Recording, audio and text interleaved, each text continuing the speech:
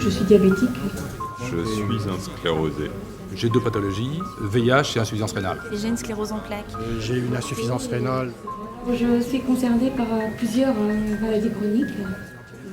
Cette journée, c'est notre journée, c'est celle des malades chroniques, c'est celle au cours de laquelle nous allons pouvoir, en tant que malades chroniques, pouvoir prendre la parole. Un patient chronique et associé est aujourd'hui une association qui regroupe des associations de personnes malades chroniques. On part du constat tout bête que l'union fait la force. Voilà.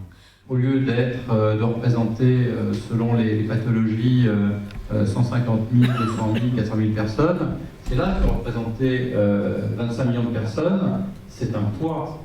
Et c'est pour ça que nous avons créé un patient chronique, c'est pour ça que nous avons besoin d'écrire des revendications, de les faire porter.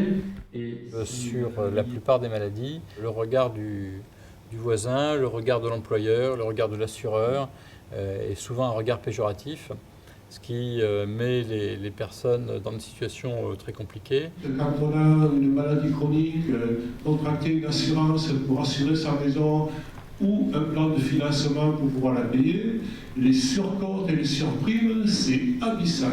Des choses qui vont paraître banales pour le commun des mortels, on va dire, quelqu'un en bonne santé, comme une demande de prêt, comme un parcours médical banal d'aller voir son médecin, alors que là, c'est voir plusieurs spécialistes, avoir des traitements, des changements dans la vie au quotidien, des petits détails, mais qui prennent une importance considérable mise bout à bout. La coordination des soins pour les personnes malades est extrêmement difficile à faire.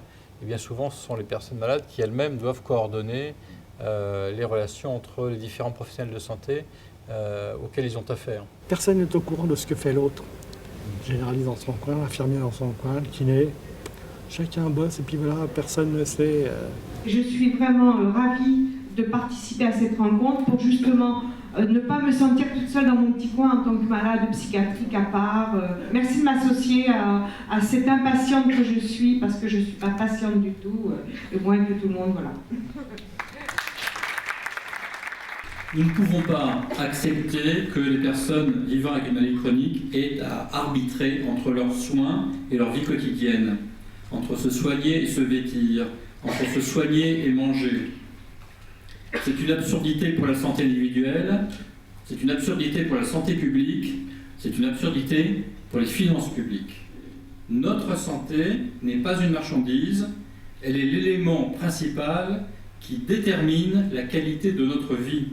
Et nous ferons tout, tous ensemble, pour la défendre.